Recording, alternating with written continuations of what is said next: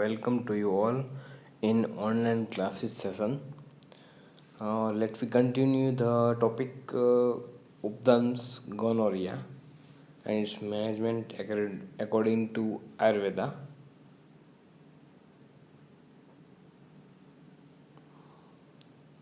What is the gonorrhea? Gonorrhea is a sexual transmitted disease which transmitted most often through having sex with someone who is already infected. Gonorrhoea को दूसरा clap भी बोलते हैं because both man and women can get it through man get it more often than women male में women से ज़्यादा होता है it can be spread by contact with infected bodily fluid. So, it can be infected by mother to her child. Causative factor of this disease, Neisseria gonorrhea, bacteria that grows and multiply easily in the mucous membrane of body like throat, rectum, penis, cervix, etc. region. It grows in most area of the reproductive tract, include cervical uterus, fallopian tube, urethra, mouth, throat, and anus. Incubation of period of this disease is 2 to 14 days, and symptoms may appear between 4 to 6 days after infection. Gonorrhea that affect the infant eye during childbirth, it is known as ophthalmic neonatal. Now we see the symptoms of gonorrhea. So both male and female having asymptomatic also or having symptoms also. Maybe rare time it's asymptomatic. Now male में जो symptoms मिलेंगे वो first of all burning while having coital activity also while urination और sexual activity में pain होगा burning होगा painful और swollen testicles white yellow green discharge from the penis. It is most common symptoms of this disease in men. Female burning or pain coital activity माने डिस्पेरो नहीं है bleeding between periods more vaginal discharge than is typical pain in belly rectal bleeding discharge itching etc from the rectum soreness in throat. This is due to having the sex or oral sex with infected partner. Maybe. Many times there is asymptomatic also. Now preventing measures of this disease. तो first of all use condom. Condom use करने से तो sexual transmitted disease फैलने से prevention होता है. दूसरा है जो कॉन्डोम का बैरियर होगा वो बैक्टीरिया का ट्रांसफ्यूजन होने नहीं देगा और इन्फेक्शन लगने के चांस बहुत ही कम हो जाएंगे. Sexual partner get tested. जब भी कोई मानी पार्टनर के साथ अननोन पार्टनर या तो मल्टीपल पार्टनर हो तो उसके साथ अगर सेक्सुअल रिलेशन रखे जाते हैं तो उससे पहले सेक्सुअल ट्रांसमिटेड डिसीज के जो भी टेस्ट हैं वो सारे करवा लेने जरूरी हैं. Don't have sex with someone who has symptoms of gonorrhoea और या तो जिन्हें गोनोरिया की ट्रीटमेंट ले रखी है उनके साथ सेक्स वगैरह नहीं रखना चाहिए.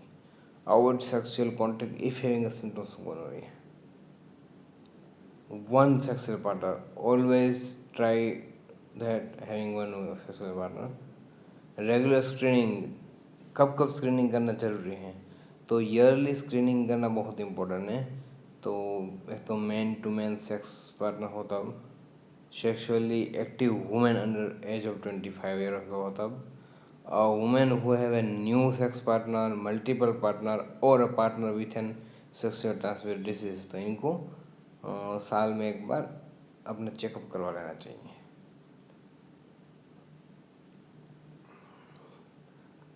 नाउ कमिंग टू ट्रीटमेंट, एवं संशोधन लेपन सेक शोणित मोक्षणे प्रतिक्रिया क्रिया है वो। तो आयुर्वेद ग्रंथों में जो इसकी ट्रीटमेंट बताई गई है वो उपदंश चैप्टर में बताई गई है। उसमें मेनली संशोधन, तो जो एक तो ब्लड प्यूरिफायर करने के लिए इंटरनली शोधन करना चाहिए, और दूसरा है कि जो वुंड वगैरह बना हो वहाँ क्लीननेस करनी चाहिए। लेपन, तो ऐसे आयुर्वेदिक रेमेडीज जो है जो कि हीलिंग प्रॉपर्टी रखते हैं उनका लेपन करना चाहिए वहाँ पे। सेक, तो जो वुंड को क्लीन करे ऐसे काढ़े आदि से परिसेक करना चाहिए। शोणित मोक्षणे, तो जो दुष्ट रक्त है जहाँ पे बिगड़ा हुआ रक्त है वहाँ पे ब्लड लेटिंग थेरापी वगैरह करनी चाहिए, जो कि आयुर्वेद की बहुत अच्छी थेरापी है। और प्रतिक्रिया क्रिया और बाकी जो भी सिम्टम्स वगैरह हो उसके हिसाब से चिकित्सा करनी चाहिए। Herbal remedies for the treatment mainly महत्वपूर्ण बात है cleanness of the area, hygienic. दूसरी चीज़ है बूस्ट द इम्यूनिटी, जो इम्यूनिटी है उसको बढ़ाने का प्रयत्न करना चाहिए। Use of blood purifier, blood purify करने की जो भी चीज़ें गई उसका यूज़ करना चाहिए। आहार, निंदा, ब्रह्मचर्य, ये बहुत ही 3 जरूरी जीवन के 3 त्रय स्तंभ बताए हैं आयुर्वेद संहिता में। इसका मेंटेनेंस उसमें महत्वपूर्ण बात है ब्रह्मचर्य, माने कि जो सेक्सुअल एक्टिविटी है वो कंट्रोल में करनी चाहिए।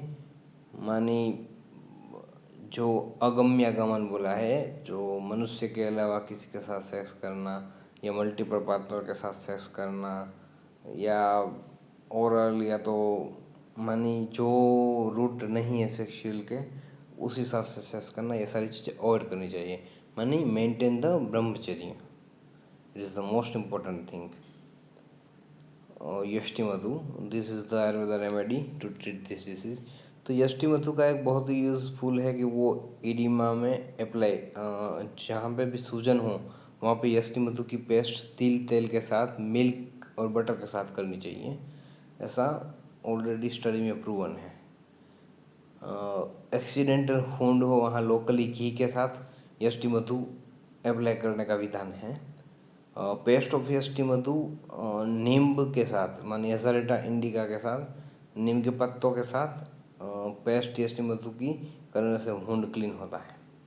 नींब, use of the treatment of chronic syphilitic sores, clearly नींब का एक इंडिकेशन है, उस पर एक रिसर्च आर्टिकल वगैरह अवेलेबल है, जो कि वो क्रोनिक सिफिलिक सोर पे उसका लोकल एप्लीकेशन होता है। नीम स्किन डिसऑर्डर में बहुत ही फायदा कारक है। नीम की bark, leaf, root, flower, fruit आदि ब्लड मोर्बिडिटी को क्योर करते हैं, इचिंग को, स्किन रसर को ठीक करते हैं।